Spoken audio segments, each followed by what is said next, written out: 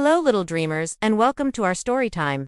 Are you ready for a gentle, bubbly adventure? Let's get cozy and begin.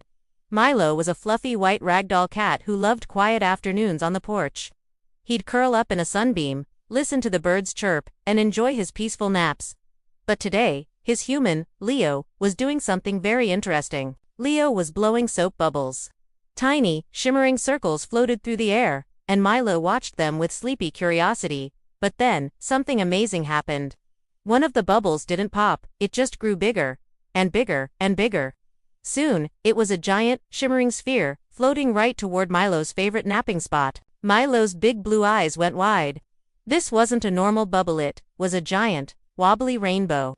It wobbled and shimmered with all the colors of the sunshine. He crouched down low, his fluffy white tail starting to twitch with excitement. What was this strange, floating ball? With a playful little pounce, he leaped at the bubble. He was sure he could catch it. But instead of popping with a little pop, the bubble just wobbled and bounced away, like a playful friend. Milo landed softly on the grass, a little confused. He'd never seen a bubble do that before. He decided to try again. This time, he crept up to it slowly and tapped it gently with his soft white paw. The bubble danced in the air and floated just out of his reach. Milo was determined. He followed it across the porch, his little paws pattering on the wood. He chased it around a big red flower pot filled with bright yellow daisies.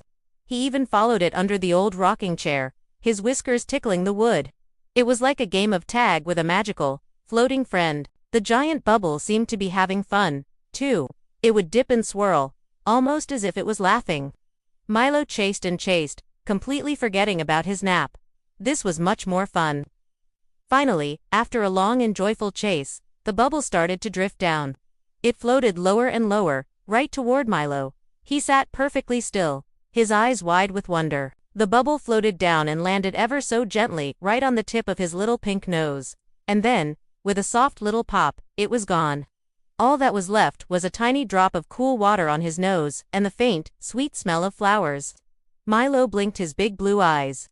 He licked the little drop of water from his nose and let out a happy little PRRT sound. He didn't win the battle against the giant bubble, but he'd had the most magical adventure. He learned that sometimes, the most fun part isn't in catching something, but in the playful, happy chase. Thank you for joining Milo on his bubbly adventure. Remember to find wonder in the small things around you. We'll see you next time for another story. Bye-bye.